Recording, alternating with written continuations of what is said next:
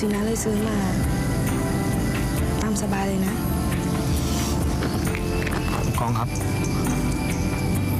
ปล่อยมือฉันพันกองปล่อยมือฉัน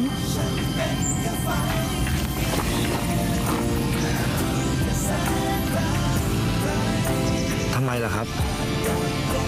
พันนายก็รู้ว่าระหว่างเรามันเป็นไปไม่ได้เพราะว่าผมเป็นพลทหารรับใช้ใช่ไหมครับแล้วผู้กองก็เป็นผู้กองเป็นลูกสาวท่านผู้พัน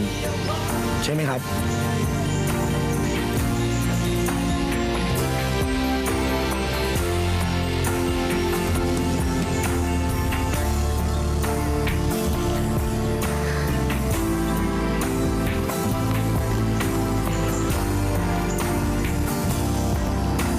เรากลับกันนะครับเดี๋ยวผมไปส่งที่บ้านผมจะได้ลาไปเสียที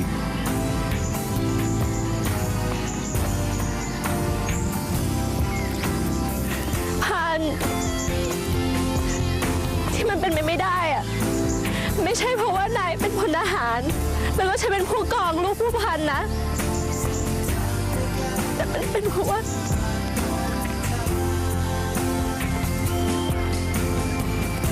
เพราะอะไรครับเพราะว่านายมีเมียแล้วพันฉันไม่อยากเป็นเมียน้อยใครฉันก็จะไม่ขอให้นายหย่ากับเมียเพื่อมาแต่งงานกับฉันเพราะถ้านายทำอย่างนั้นฉันก็จะไม่พูดกับนายอีก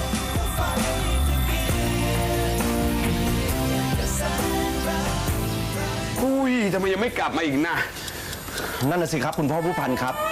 นี่แล้วยายหนูให้พันไปรับที่ไหนวะอันนี้อ้ำจำไม่ได้จริงๆครับพ่อไอ้บ้าเอ้ยอะไรกันคะคุณอะไรกันเนี่ยฮะมันจะไม่เคยรู้เรื่องเลยทีหลังไม่ต้องรับโทรศัพท์ไปนะเว้ยครับพ่อหรือว่าไอ้พันจะพายายหนูหนีฮะ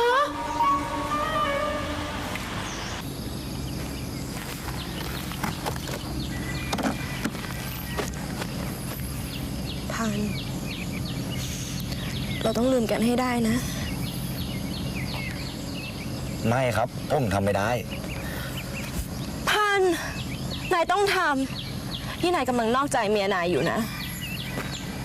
ผมไม่เคยนอกใจเมียนะครับยังไงอ่ะก็ผมบอกแล้วว่าผมไม่เคยนอกใจเมียเพราะผมไม่เคยมีเมียครับพวกพันนายเป็นคนบอกฉันเองว่านายมีเมียแล้วผู้กองครับฟังผมนะครับผมไม่เคยมีเมีย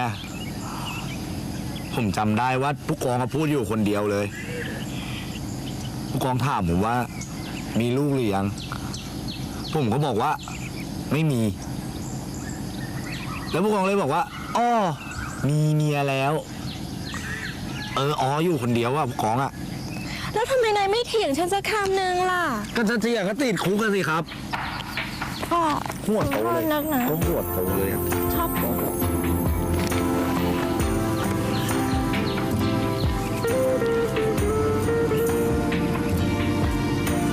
กองรักไปพันนะครับมึงจะต้องมาถามเหรอคำถามนี้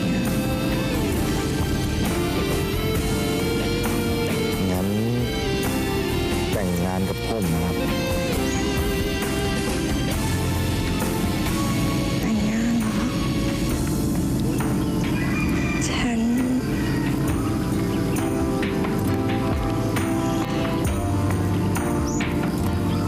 เคยศึกนิดจะอินเทรนด์ไอเราน่ารู้รักฉันเป็นแค่ไฟแต่งงานกับผมนะครับผู้กองคุณพ่อคุณแม่ฉันต้องไม่ยอมแน่ๆเลยแต่ก็ไม่เป็นไรไม่เห็นต้องแต่งเลยเนาะเป็นนั้นนะสิเราไม่ใช่ปักกัดนะครับถ้าเกิดแต่งไม่ได้ต้องหนีตามกันไปเลยก็ถ้าหนีตามกันเราหนีไปขั้วโลกเหนือดีไหมก็ดีครับจะได้ให้นี่ขั้วโลกเป็นพยานรักของเราสองคน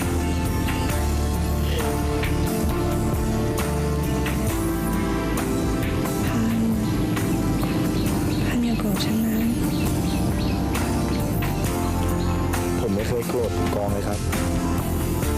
แต่ผมจะทำทุกวิถีทาง ให้เราได้แต่งงานกัน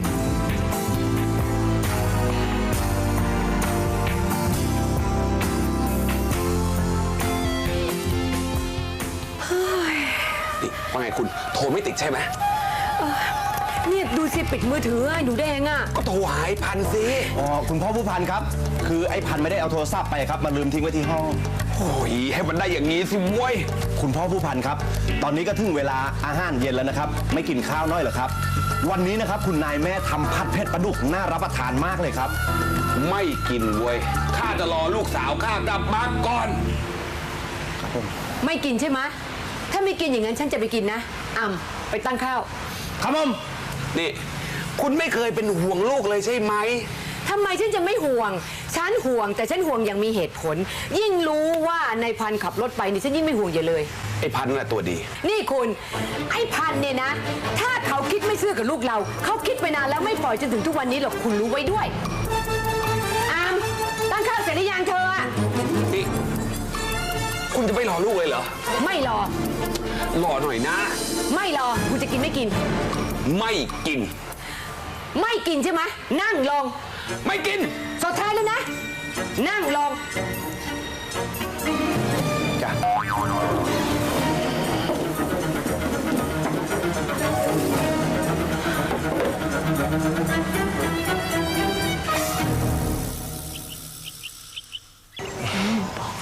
แล้ว คือผมจะกลับกรุงเทพแต่เช้านะครับ ก็เลยถือโอกาสมากราบลาครับ อ๋อจ้าจำเริญจ้า เจริญเจริญถ้าก็เดินทางปลอดภัยกันแล้วกันนะ ว่างๆก็แวะมาเยี่ยมเยียนกันบ้างนะคะ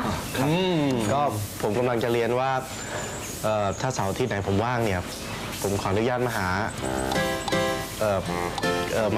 มาหาที่นี่นะครับ อ๋อมาหาที่นี่ ครับ มาหาหนูแอมก็ว่ามาเถอะ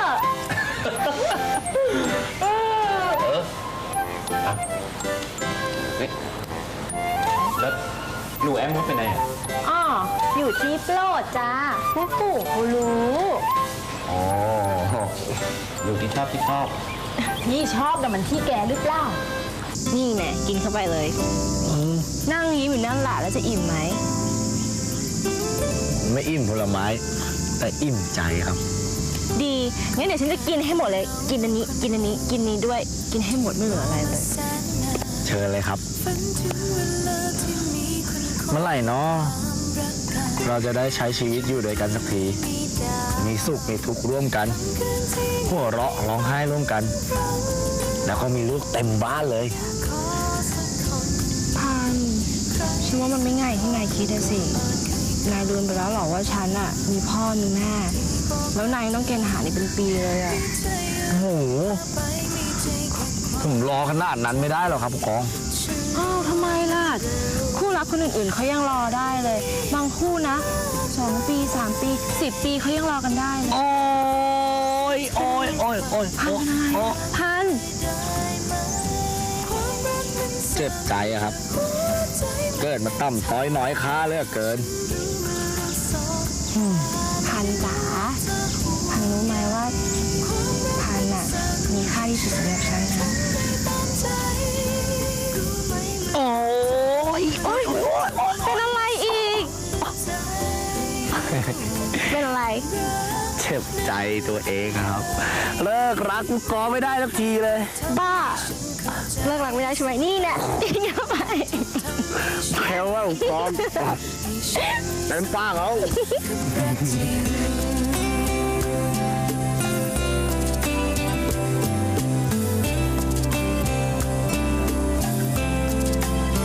ก็แค่คนเหงาคนหนึ่ง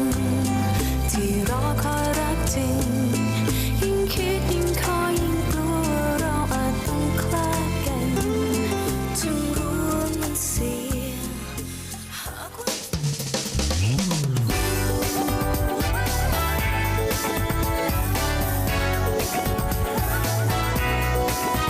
แค่ให้เธอได้รู้ว่าฉันชอบเธอแค่ไหน พวกผมจะกลับกรุงเทพพรุ่งนี้เหรอคะ ครับ คุณแอมคงโล่งใจนะครับ ที่จะไม่มีใครมารบกวน ใครบอก งั้นแสดงว่าคุณแอมจะคิดถึงผมใช่ไหมครับ ใครบอกว่าฉันจะคิดถึงคุณ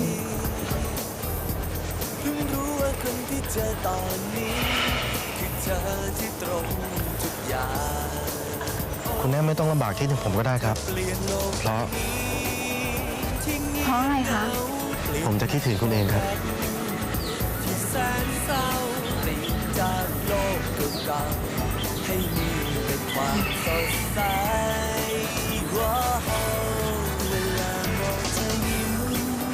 คุณแอมคงจะไม่เชื่อนะครับ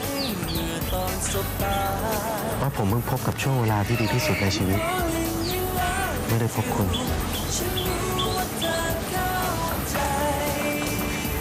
และผมจะไม่มีวันปล่อยให้ทุกอย่างมันผ่านไปอีก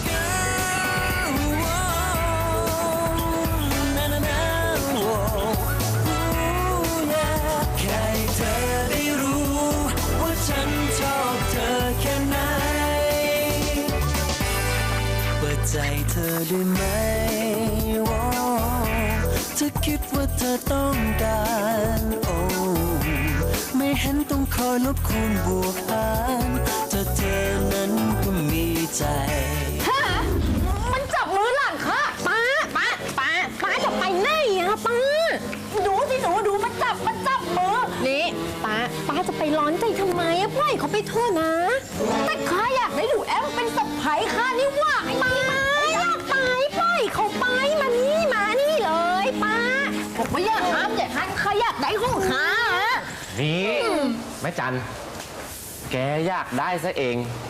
ไอ้หมามันอยากได้ซะที่ไหนแล้วนี่ผมจะบอกให้นะไอ้เรื่องความรักเนี่ยอย่าไปยุ่งกับใครเขามากนัก นั้นสิป้าพี่พันธุ์เนี่ยเขาก็หายเงียบไปแล้วป้ารู้ไงว่าเขาไม่มีแฟนไหมอะเพิ่งจะมีแฟนข้าก็จะไปชอบแฟนมันเอาให้ดูสิ แม่มันยังไงวะเนี่ย แม่พูดนิด เป็นห่วงพันกับหวีผ่องจังไม่รู้จะปรับความเข้าใจกันได้หรือเปล่านั่นน่ะสิพี่หวีผ่องยิ่งเป็นคนถือทิฐิแล้วก็คิดมากด้วยพี่ผู้กองหวีผ่องกับพี่พันเขากิ๊กกันเหรอคะไม่รู้สิใจของหวีผ่องเดาออกยากแต่แก้วอยากให้เขากิ๊กกันจริงๆนะเพราะว่าพันก็เป็นคนดีถึงจะมีเรื่องสาวๆมาพัวพันเยอะไปหน่อยอ้าวแล้วอย่างนี้จะเรียกว่าเป็นคนดีได้ยังไงล่ะคะต้องเรียกว่าเป็นผู้ชายเจ้าชู้ถึงจะถูกค่ะแต่เท่าที่เห็นก็มีแต่คนเขามาติดพันเขาเองทั้งนั้นเลยนะก็พันเขาเสน่ห์แรงขนาดนั้นน่ะบางทีฉันมีเคลิ้มๆไปบ้างเลยแก้วก็เหมือนกันชีวิตนี้จะมีผู้ชายน่ารักอย่างพันมาหลงรักเราบ้างไหมน้องสิ่งแต้วนะคะไม่ขออะไรมากเลยค่ะขอแค่เป็นผู้ชายหน้าตาดีขาวตีผมยาวมีชาติตระกูลรูปหล่อพ่อรวยเท่านี้แต้วก็พอใจแล้วล่ะค่ะท่าทางจะยากแล้วจ้ะทำไมล่ะคะสเปคแต้ววันนิดเดียวเองนะคะไม่เห็นจะเยอะตรงไหนเลยนิดเดียวจริงๆเมาเรื่องผู้ชายมันสนุกนี่คะเมาต่อเถอะนะคะไม่ล่ะเดี๋ยวฉันจะกับหมอแก้วจะไปช้อปปิ้งกันแล้วช้อปปิ้งที่ไหนคะแล้วผู้ชายมีเยอะไหมคะขอแต้วไปด้วยคนนะคะเผื่อว่าแต้วจะได้เจอเนื้อคู่กับเขาสักคนหนึ่งไม่ใจร้ายจริงๆอยู่เฝ้าร้านกับเจน2 คนก็ได้นะคะให้มันแห้งเหี่ยวเฉาตายกันไปเลยชาตินี้วันเจอแต่ผู้หญิงแล้วก็ผู้หญิงไม่ได้เจอผู้ชายกับเขาบ้างเลย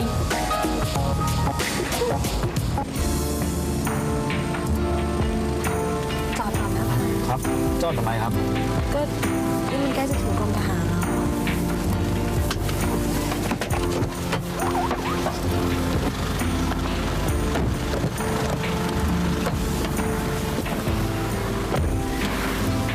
แล้วนี่เราต้องปิดบังความรักของเราอีกนานแค่ไหนครับ ก็จนกว่าพันจะพ้นทหารน่ะ เวรกรรมของไอ้พันจริงๆเลย เวรกรรมของฉันเหมือนกันนั่นแหละ นี่จะกลับเลยไหมครับ กลับเลยสิป่านนี้คุณพ่อเป็นห่วงแย่แล้ว กลับก็ได้ครับ แต่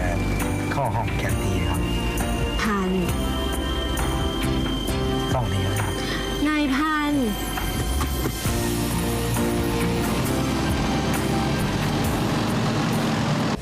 งพาลูกสาวข้าไปไหนมาให้พัน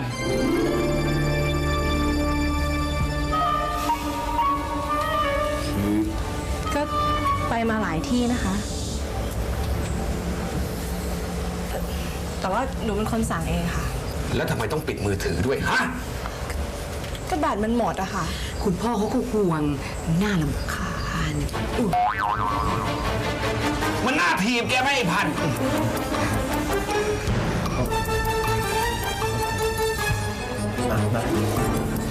เปรี้ยงมาเลยครับคุณพ่อผู้พัน ไอ้อ้ำยินดีเจ็บแทนไอ้พันมันครับ โอ้โหแม่ แม่นเหรอ เปรี้ยงมาเลยครับ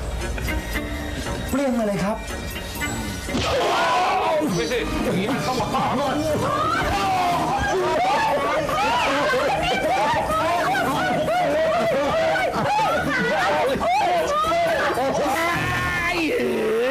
เคยสักนิดจะอิน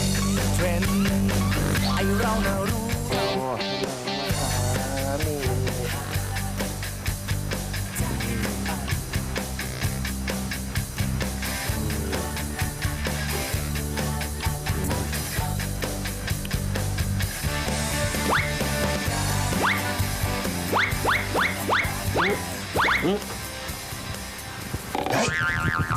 โอ้ผิดคาดเว้ยเฮ้ย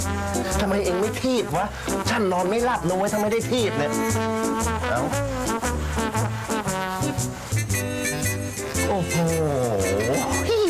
สุกจริงๆนะพ่อคุณเอ้ย นี่ไอ้พัน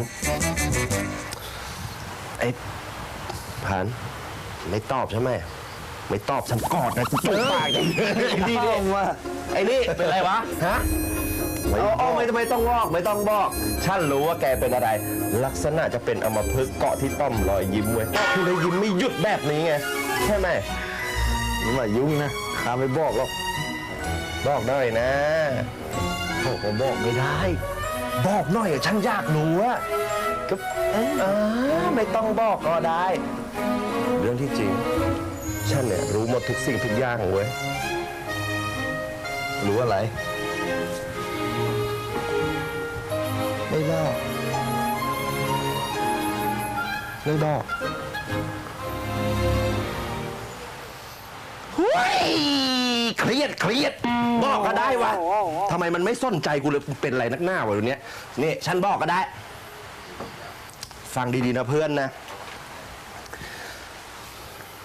ตอนนี้นะเว้ยฉันว่าโลกเราอะอะไรมันก็ไม่แน่นอนหรอกเพื่อน ใช่วันนี้เองอาจจะส้มว่างแล้วก็มีความสุขแต่มันไม่ใช่ว่าวันพรุ่งนี้เองจะส้มว่างแล้วก็มีความสุขตลอดไปนะเว้ยเพื่อน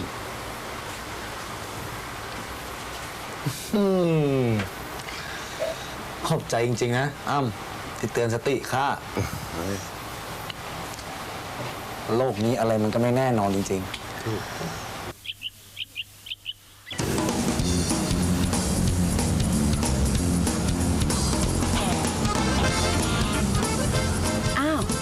จอดรถตรงนี้ทำไมอะลูก คือ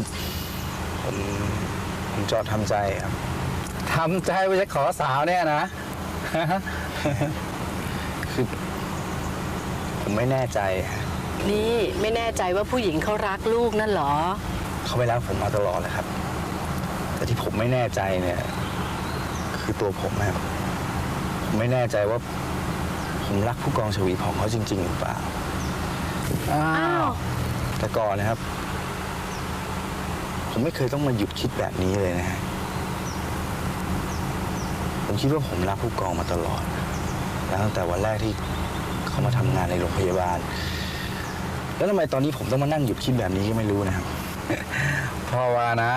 ลูกไม่ได้รักผู้กองชวีผ่องหรอกเพราะถ้าเรารักกันจริงๆเราคงไม่มาทำใจแบบนี้หรอก งั้นแม่ว่าเรากลับกันดีกว่านะ ดีไหมลูกกลับกันก่อนดีกว่านะ ไป ครับแม่พ่อกลับดีกว่า ไป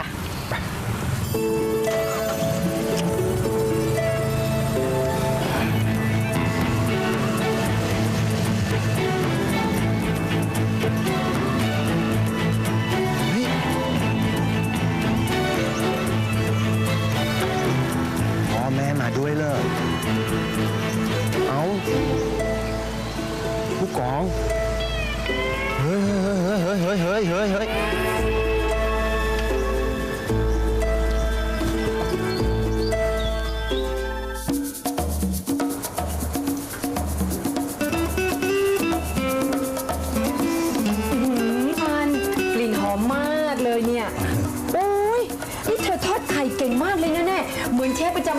มีผิดเลย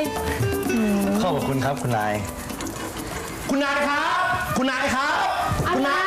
คือผู้พันคนที่เคยมาสู้ข้อผู้กองมาครับ อุ้ยมากับใครอ่ะ เอ้าก็มากับพ่อกับแม่เข้าอะครับ อุ้ยตายแล้ว ฉันจะไปลงทันไหมเนี่ย โอ้โหคุณนายครับไม่ต้องเป็นลมเป็นแดดอะไรละครับ เพราะว่าเข้าเลี้ยวรถกลับไปแล้ว พัน ฉันจะทำยังไงดีอ่ะ คุณนายไม่ต้องทำอะไรหรอกครับผมต่อให้เขามาสู่ข้อ คุณนายก็ปฏิเสธไปได้เลยครับ เพราะผมทราบดีครับว่า ผู้กองไม่ได้รักพันตรีสุทธิสารครับ ใช่ยิ่งหนูฉันก็เคยพูดว่าอย่างนั้นนะ แต่เขาบอกว่าเขามีคนรักแล้ว นี่เธอพอจะทราบไหมคนรักเขาคือใครอ่ะ ผมคงบอกคุณนายไม่ได้หรอกครับ อีกหน่อยคุณนายคงจะทราบเองอะครับผมว่าผู้กองเขารักใคร แต่ฉันว่าเธอรู้นะอะไรเนี่ย ขอตัวครับ อาม ครับ เป็นอะไร อ๋อใช่ครับเมื่อกี้ได้กินไข่ของไอ้พันธุ์มันมาเข้าจมูกเตะปากทำให้คันปากยากพูดไม่ใช่ยากรับประทานน่าดูเลยคือเนื้อเตะปากขยะดีกว่าครับ ไปได้เลย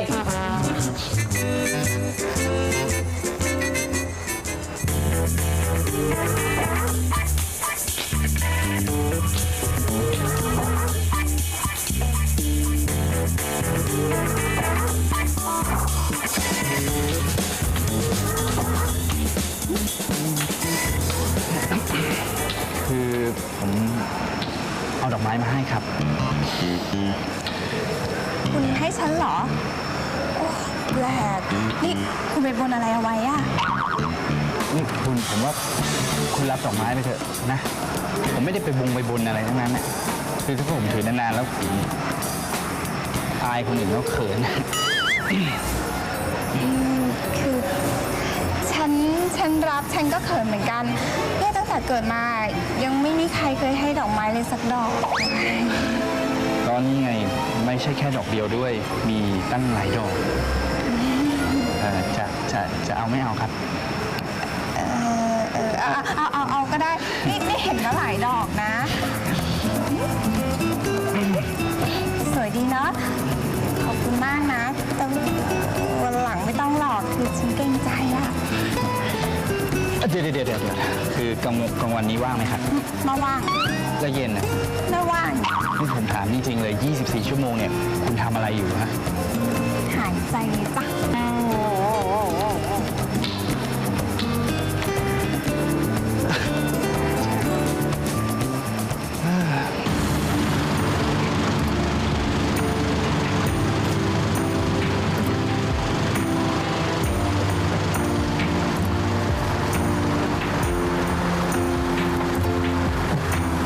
เชิญครับ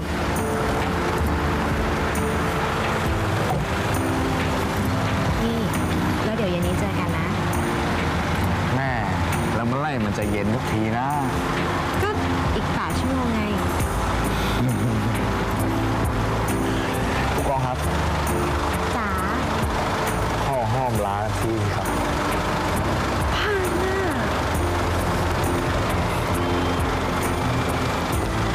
แม่พ่อห้อมลาหน่อยก็ไม่ได้ย่าไอตอนเย็นนะน่ารักจริงๆเลยฮัลโหลไอเกียรติเลอไปเดี๋ยวข้าเข้าไป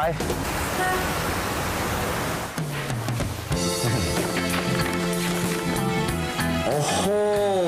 เกียรติเยอะขนาดนี้เลยเหรอวะ ไปละ เฮ้ยเดี๋ยวสิวะ ข้าไม่ให้เองมารับเช็คอย่างเดียว เองช่วยรับงานอีกสักงานหนึ่งสิ งานอะไรอีกแล้วก็เพิ่งทำเสร็จไป ไม่ใช่เจมส์บอลนะเว้ยมันรับงานนี้เสร็จงานนู้นต่องานนั้น โอ้ไม่เอาแล้วไม่ทำแล้ว เฮ้ยช่วยข้าอีกสักงานเถอะว่าเพื่อนรัก เองจะได้มีเงินไปจ่ายค่าสินสอดพ่อตาแม่ยายแกเยอะๆไง สินสอดทำไมวะเดี๋ยวนี้เขาข้อมันแพงเหรอ มันก็แล้วแต่นะ ว่าแต่แม่ยายแกเค็มหรือเปล่าวะ ถ้าเค็มอ่ะเขามักจะเรียกเผื่อต่อนะเว้ย แม่ยายข้าไม่ค่อยเท่าไหร่แต่แม่ข้านี่แหละสุดๆถ้าเกิดถูกใจใครนะ เป็นล้านเป็นแสนก็ยอม แต่ถ้าเกิดไม่ถูกใจนะสลึงเดียวก็ไม่เห็นว่าเกลียด งั้นเองก็ต้องรับทำคดีนี้ว่ะ คดีอะไรวะ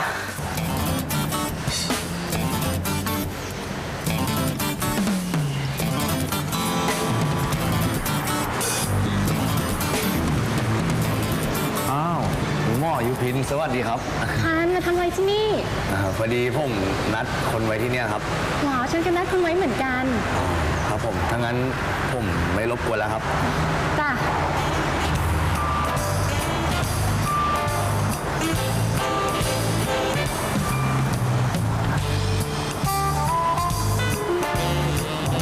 เกลียดไม่เกลียดรู้ไหมวันนี้ว่าคนไหนที่แกนัดไว้เนี่ย เขาเป็นผู้หญิงวัยไม่เกิน 25 เห็นว่าจะใส่เสื้อสีแดงที่ติดผมสีเงิน และเขาชื่อว่ายุพิน หม้อยุพิน พันนี่เธอเป็นทนายความที่คุณเกียรติส่งมาใช่ไหม แล้วคุณหมอว่าใช่หรือเปล่าล่ะครับ ต้องใช่แน่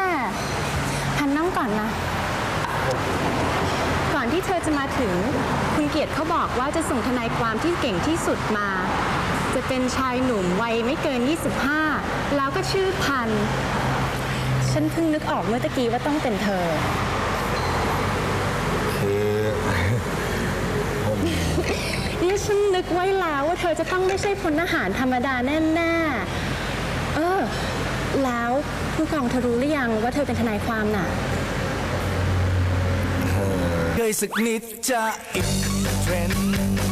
ไอเราน่ะรู้เรา ยายยุพินน่ะไปพบทนายความ เห็นบอกว่าจะไปฟ้องร้องเรียกมรดกคืนน่ะ จากแม่ของเขาเหรอ ใช่ แต่ฉันน่ะกลัวนะ กลัวว่าจะไปเสียค่าทนายความเปล่าๆอะสิใครๆเขาก็รู้ทั้งนั้นแหละว่าคุณแม่เลี้ยงของยายยุพินน่ะเคี้ยวงอกลากดินขนาดไหนอะ นี่แต่ถ้าเกิดว่าพี่ยุพินชนะนะ พวกเราก็จะมีเพื่อนเป็นเศรษฐีนีเลยนะพี่หวีพลองอุ๊ยทั้งเครื่องเพชรทั้งที่ดินที่ยายแม่เลี้ยงตัวดีมาฮุบเอาไปตอนที่พ่อพี่ยุพินเขาเสียใหม่ๆอ่ะ ใช่ ไม่รู้เหมือนกันนะว่าทนายความจะเก่งแค่ไหนอ่ะ ก็นั่นนะสิ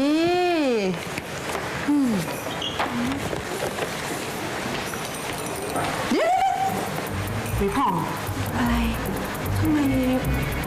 วันนี้เธอถึงดูสวยผิดปกติอ่ะ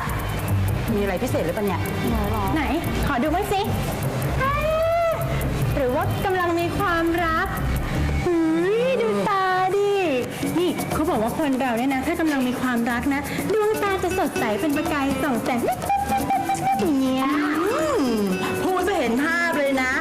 ใช่ใช่เพราะธรรมดานะยายหวีของเนี่ยตาเป็นของขวางขุ่นๆอย่างเงี้ยโอ้ยวันนี้นี่ยักษ์กระใช่แฮะหรือว่าเธอรับรักคุณหายสุดที่ 3ไปแล้วเหรอเฮ้ยยายหวีไม่ใช่ไม่มี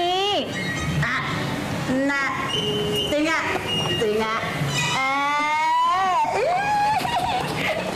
นี่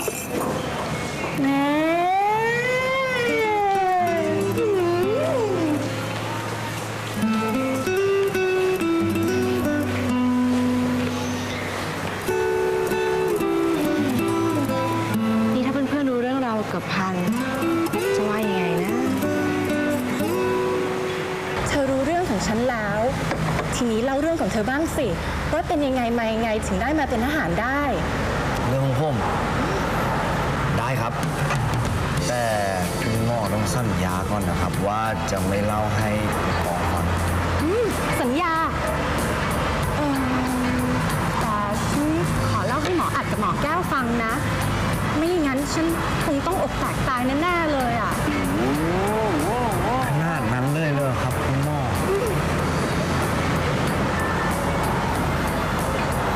คุณนี่คุณไม่ได้ยินหรือไงฮะหูหนวกไงผมเรียกตั้งนานไม่ได้ยินเหรอ เอ้าแล้วฉันจะไปรู้ได้ไงล่ะว่าคุณเรียกฉันน่ะ นี่คุณมีนัดที่ไหนปะเนี่ย ไม่มี อ้าวก็คุณบอกว่าคุณว่างไม่ใช่เหรอ งั้นเหรอ ถ้างั้นฉันก็คงพูดพล่อยๆไปงั้นแหละ งั้นไปกินข้าวผมไหม บ้านฉันก็มีข้าวกินอย่า ดีถ้างั้นผมก็ไปกินข้าวบ้านคุณก็แล้วกันนะ ก็ตามใจถ้านายไปถูกอะนะอ้าวมอเตอร์ไซค์จ๋า นี่คุณไม่ไปกับผมเหรอ อ๋อไม่ พี่ ชายฉันสอนเอาไว้ว่าไม่ให้ไปกับคนแปลกหน้า เดี๋ยวสิคุณเดี๋ยวก่อนนี่คุณเอาขับรถไปอย่างนี้แล้วจะตามไปได้ยังไงวะเนี่ย ลองไปถามที่แผนกทะเบียนพนักงานสิคะ นั่นสิผู้กองมายืนตั้งนานแล้วครับขอบคุณนะครับ ค่ะ ถ้างั้นผมขอตัวก่อนก็แล้วกันครับ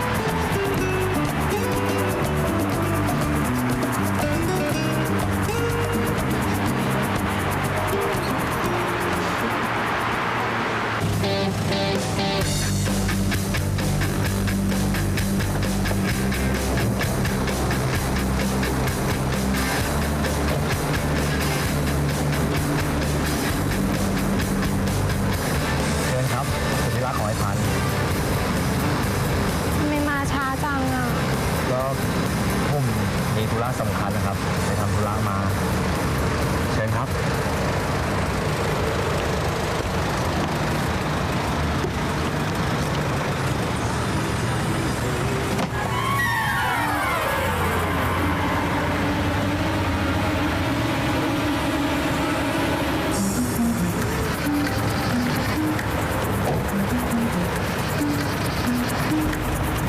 ของใคร คือ ฉันถามว่าของใคร ห้อง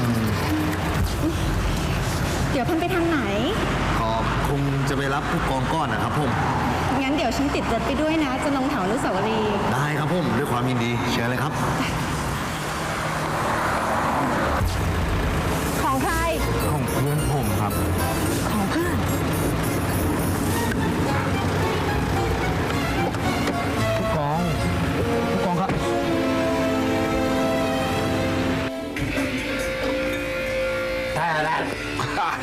นี่ครับตัวเนี้ยตัวฮาเลยผมชอบมันไอตัวหน้าข้าวเนี่ย ตลกอะ ตลกครับผมอันนี้อยู่คณะบอลพูดผมชอบครับตลกวัยรุ่น ไอ้นี่หายไปเลยนะสีหนุ่มอะ ครับ ไม่ค่อยขำอะเดี๋ยวนี้ไม่ค่อยข มันก็คงจะมีงานคอนเสิร์ตเยอะครับคุณพ่อคุณพันครับผมก็เลยไม่ได้คาเฟ่กันเท่าไหร่วิดีโอก็ไม่ค่อยออก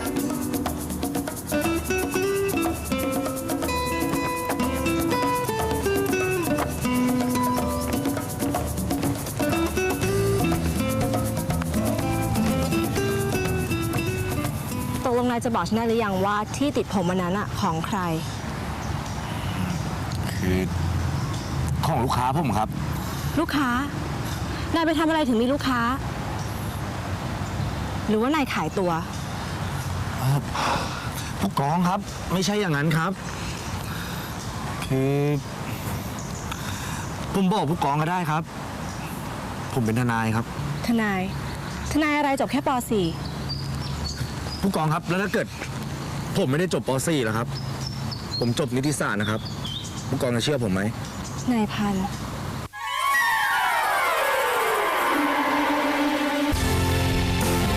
โลกของเธอก็รู้คือโลกที่มันสดใสโรยด้วยกลีบดอกไม้เราพบกันได้อย่างไรไม่รู้แล้วที่ยิ่งกว่านั้นฉันไม่เคยคาดคิดขอบคุณจากใจจริงๆที่ใจเธอมีฉันอยู่ ฉันเป็นแค่คนต่ำต้อย เป็นแค่แสงไฟดวงน้อยส่องทางใกล้ๆให้เธออาจพอไม่ทันความหวังที่มันสดใสอยู่กับฉันมันคงยืนลางขอบคุณจริงๆทุกอย่างอย่าเอาชีวิตมาทิ้งที่ฉันเลย